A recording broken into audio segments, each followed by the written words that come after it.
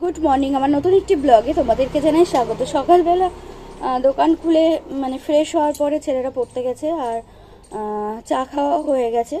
তো দোকানটা ঝাড় দিয়েছি, তো ঝাড় দিতে দিতে তো আর ভিডিও শুরু করতে পারি না, তো দোকান ঝাড় দেওয়া হয়ে গেছে। এখন দোকানে ধূপ দেব, তার আগে বৌনি মানে প্রথম খরিদ্দার হয়ে গেছে দোকান খোলার সাথে সাথে।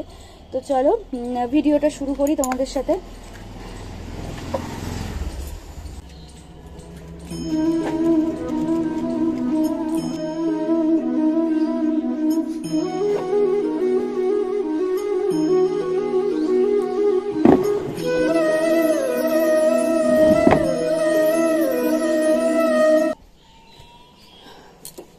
চলো সঙ্গে থাকো, পরে ফিরছি তোমাদের সাথে।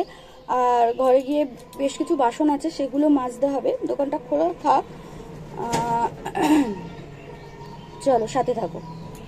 তো ছেলেরা খেয়ে দিয়ে স্কুলে চলে গেছে, বরমশাই অফিসে চলে গেছে। আর কানে দেখছো ইয়ারফোন, তার কারণ হচ্ছে আমাদের এখানে আজকে বড় একটা কালী পুজো হচ্ছে। তো দোকানের সামনেই লাগিয়েছে মাইক, আর যদি নর্মাল ভয়েসে কথা বলি তাহলে কপিরাইট চলে আসবে। হ্যাঁ, এই ভিডিওটাই যদিও আমি এখনও কোনো রেভিনিউ পাই না, কারণ মনিটাইজেশন হয়নি, তবু কপিরাইট চলে আসবে, সেই জন্যে ভয়েসটা মিউট করে দিয়েছি। আর এখন যাচ্ছি ব্যাংকে। গতকালকে ব্যাংকের কাজ কমপ্লিট হয়নি, ভাইয়ের যে কাজটা, সেটার জন্য যাচ্ছি। আর একেবারে ছেলেকে নিয়ে মানে বাবিনকে নিয়ে আসব। তো দেখো চলে এসেছি আমাদের বনগাঁ SBI ব্যাংকে। তো এখানে দাঁড়িয়ে আছি, তো আজকেই কাজটা মিটে গেছে। আর এদিকে কিছু জিনিসপত্র দোকানের কিনে নিয়েছি, নিয়ে এখন বাবিনকে আনতে যাব। তার আগে ঘুমটা দিয়ে নিয়েছি, কারণ প্রচুর রোদ্দুর। তো চলো একেবারে সন্ধ্যাবেলা ফিরছি। নতুন অতিথি দেখতে পাচ্ছ না ব্যাগের মধ্যে, এখন আমি পরে দেখাবো। বাবুকে ধরো। তো একজন নতুন অতিথি এসেছে, তার সম্পর্কে বলছি। আর এখানে এসে গেছি আমি সায়া কাকুর কাছে। এই সায়া কাকুর কাছ থেকে আমি একদম ব্যবসার শুরুতে সায়া কিনেছি। আর এই সায়া কাকুর কাছ থেকে সায়া কিনলে একটা সায়া আমার পরে থাকে না। কিছু কিছু মহাজন হয় না, ভীষণ পয়মন্তা না কি যেন বলে না, তো এই কাকুর সায়া কিনলে আমার একটাও পরে থাকে না। আর ওই যে তোমাদের সকালবেলা বললাম কালী পুজো, দেখো এই যে কালী পুজো মা কালীকে নিয়ে যাচ্ছে, তো তোমাদের সাথে একটু শেয়ার করলাম। আর বাড়ি চলে এসেছি, আগামীকাল যেতে হবে বাপের বাড়িতে। আর এইদিকে দেখো সবাই কি নাচ নাচছে।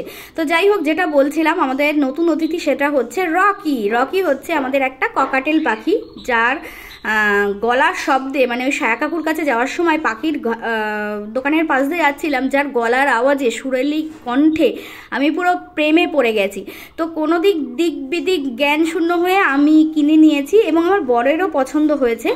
যাই হোক, রকি তো রকি, সেই তার আওয়াজ, সেই তার গলার সুর। তো এদিকে বাবানও আমার সাথে দেখতে এসেছিল। তো চলো পরের দিন ফিরছি তোমাদের সাথে। জানি না সেটা নিয়ে রকি রকি রকি চুপচাপ রয়েছে। ওই যে রকিকে দৌড়, ওই দেখ কি কি কি রকি রকি রকি রকি। তো এই হচ্ছে আমাদের রকি। আর বাবান বাবিন পড়তে গেছিল, পড়ে এসে আগে রকির কাছে চলে এসেছে। আর রকি এত সুন্দর, বাবান কি করছিস কি করছিস এরকম বলে। তো ভীষণ ভীষণ এত দারুণ না রকির গলার আওয়াজ। তো ধীরে ধীরে তোমরা আরও দেখতে পাবে। তো এই জায়গা থেকে পাখির খাঁচা উপরে নিয়ে যাওয়ার ইচ্ছা আছে, দোতলার ঘরে। তো সেখানে আরও পাখি রাখার ইচ্ছা আছে, দেখা যাক। আর রকি তো ছেলে, ওর জন্য একটা মেয়ে খুঁজতে হবে। তো মেয়ে খোঁজার চেষ্টা চলছে, দেখি পাই কিনা আজকে।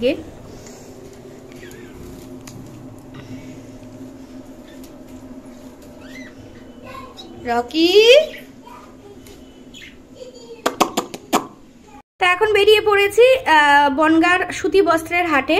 আর এখানে বরকে বললাম একটু দিয়ে আসো। আর আমাদের এখানে ব্রিজের কাজ হচ্ছে, তার জন্য প্রচুর ধুলো, সিমেন্টের একদম ছড়াছড়ি। তো নাক বন্ধ করে নিয়েছি ওই জন্যে। তো এসেছি হাটে, আর ব্লাউজ নেব শুধু, আর দুটো শাড়ি নেওয়ার কথা আছে। তো সেই দুটো শাড়ি দেখি পয়সায় হয় কিনা, তারপরে যাব পাখির দোকানে। ঠিক আছে,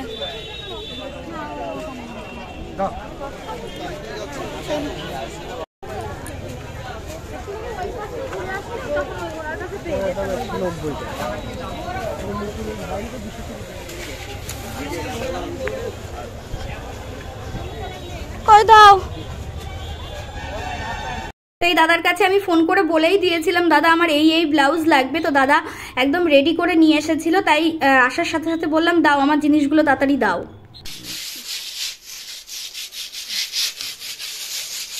এখানে চলছে রকির জন্য খাঁচা তৈরি করার কি বলবো প্রসেস, কিন্তু এই প্রসেস পুরো ফ্লপ হবে, কারণ এইটা জং ধরে গেছে পুরো। এটা দিয়ে ভেবেছিলাম যে যা হোক রকির খাঁচাটা করা হবে, আর বাড়িতে যেহেতু সিমেন্ট বালির কাজ হয়েছিল তো সেখানে একটা রড ছিল, ভাবলাম রড দিয়ে ফ্রেম বানিয়ে এই নেট দিয়ে রকির খাঁচা হবে, তো সেটা একদম পুরো ফ্লপ হয়েছে। আমরা নতুন খাঁচা তৈরি করতে দেব, আজকেই দেব। এই যে এই রডটা বাবিন নিয়ে ঘুরাচ্ছে, এই রডটা দিয়ে ভেবেছিলাম ফ্রেমটা তৈরি হবে, কিন্তু না সেটা হয়নি, হবে না, কারণ প্রচুর খরচা পড়ে যাচ্ছে, তার থেকে এমনিই বানিয়ে নেব। আর এইদিকে দেখো জল বসিয়েছি স্নান করানোর, ছেলেরা স্নান করবে। আর এইদিকে মাশরুম নিয়ে এসেছিলাম গতকালকে, তো সেই মাশরুম ভাজা করব, আর আমি যাব বাপের বাড়ি। আর এদিকে আমাকে পৌঁছে দিয়ে বর্মশাই অফিস চলে গেল, আমি এখন অটো করে বাপের বাড়ি যাচ্ছি। ওই যে সায়া কিনেছিলাম, তারপরে ব্লাউজ তুললাম, তারপরে দুটো শাড়ি তুললাম, সেগুলো পৌঁছাতে যাব, কারণ আমাদের ওখানে অর্ডার হয়েছে, আজকেই যেতে হবে। এদিকে বাপের বাড়ি চলে এসেছি, যেহেতু মঙ্গলবার, মা বাবা দুটো মাছ ভাজা, আগের দিন দুটো মাছ ছিল সেই জন্য বাবা মা মাছ ভাজা করেছে, আর আমার জন্য নিরামিষ ভাত করেছে। তাই আমি বললাম যে এই যে সরু সরু চালের ভাত, এই দিয়েই আমার খাওয়া হয়ে যাবে। তো তিনজনে খেতে বসেছিলাম, মা করেছিল বিট গাজর ভাজা, আর ওইদিকে এঁচোড় নিরামিষভাবে, আর হচ্ছে দই এনেছিল, মিষ্টি দই। আর এখন যাচ্ছি মাকে নিয়ে আমি মার প্রেশারটা দেখাতে, মার প্রেশারটা হাই হয়েছে, তো সেজন্য মা আর আমি বেরিয়েছি ডাক্তারের কাছে, ডাক্তারের বাড়িতেই যাব, গিয়ে মার প্রেশারটা দেখাবো। মা বলছে বারবার মাথাটা ঘুরছে, তো সেই জন্যে মাকে বললাম চলো তোমাকে ডাক্তারের কাছে নিয়ে যাই। আর এখানে এই ঠাম্মার সাথে দেখা হয়ে গেছিল দুদিন আগে, এই ঠাম্মা বাড়ি থেকে চলে গেছিল। কোথায় গিয়েছিলে তুমি?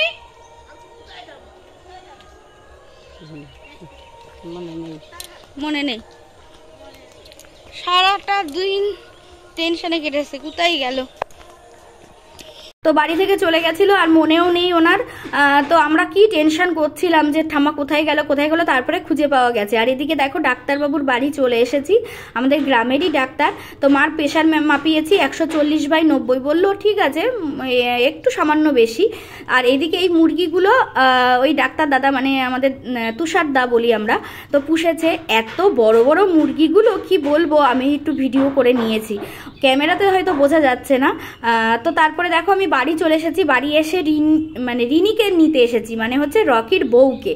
তো এই দোকান থেকে আমরা যতগুলো পাখি কিনেছি ততগুলো পাখি কিছু না কিছু সমস্যা হয়েছে, তবুও এই দোকানে এসেছি। না বাবা মা কষ্টে বড় অ্যাডাল্ট বোঝা যায় না, বাচ্চাদের গায়ে তোমার আলতা দিয়ে দেয়, বুঝলে তো, এই সময় বাচ্চাদের আলতা দাগি পরে উঠে যায় না, কিন্তু মোল্ডিং উঠে যাবে। এটা অন্য খাঁচায় দিয়ে আগে একটু দেখি কি রকম। মেয়ে কটা একটু অন্য খাঁচায় দাও না, মেয়ে কটা অন্য খাঁচায় দাও। এটা দেবে বাছাই। আচ্ছা এই এই অ্যাশ কালারের সাথে হলুদের জোড় বাঁধে? মেয়ে কটা অ্যাডাল্ট, মেয়ে কটা আলাদা দাও।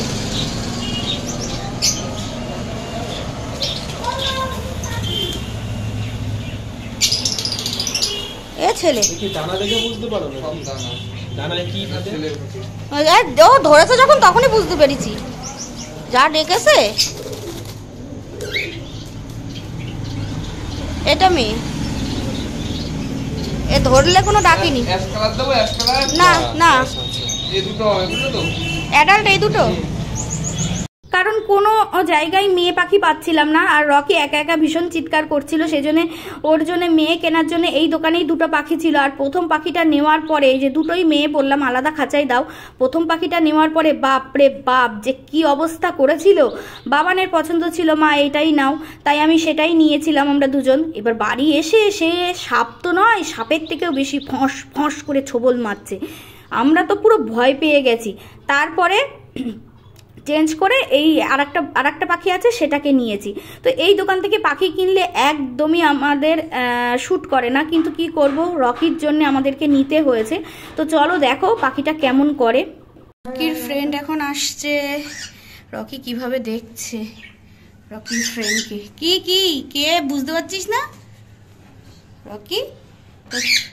কে বুঝতে পারছিস না? তোর ফ্রেন্ড।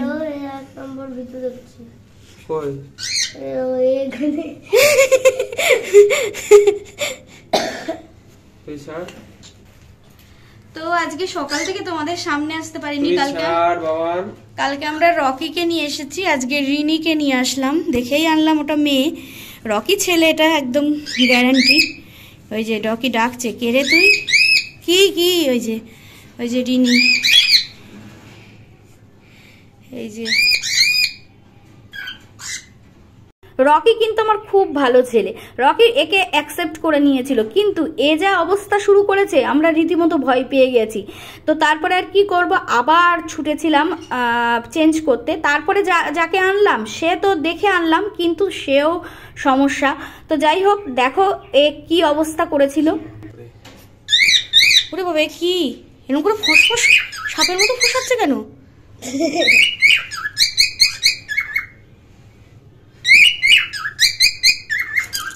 ও বাবা,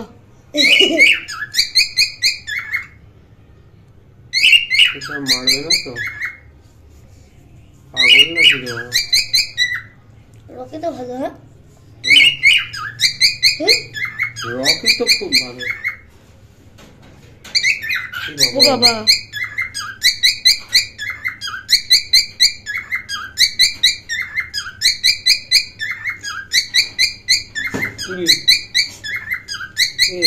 তো অসুস্থ নাকি রে?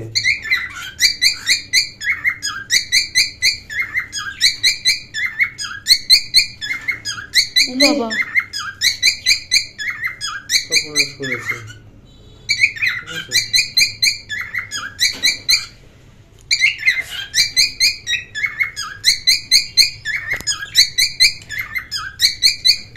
উঠতে পারে না নাকি?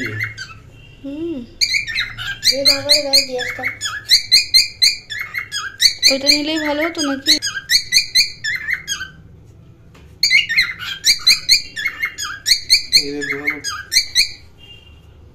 ওই লাইটে ভয় পাচ্ছে বাবা। তো আবার পাখি নিয়ে ছুটছি, এ পাখি রাখাই যাবে না, একদমই না। বাবা, রকিকে মেরেই ফেলছে কামড়ে কামড়ে। চলো, তো চেঞ্জ করতে চলে এসেছি আর নিয়েও নিয়েছি। চলো ভিডিওটা এখানেই শেষ করছি, নেক্সট ভিডিওতে তোমাদের সাথে দেখা হচ্ছে। আজকের মতো টাটা।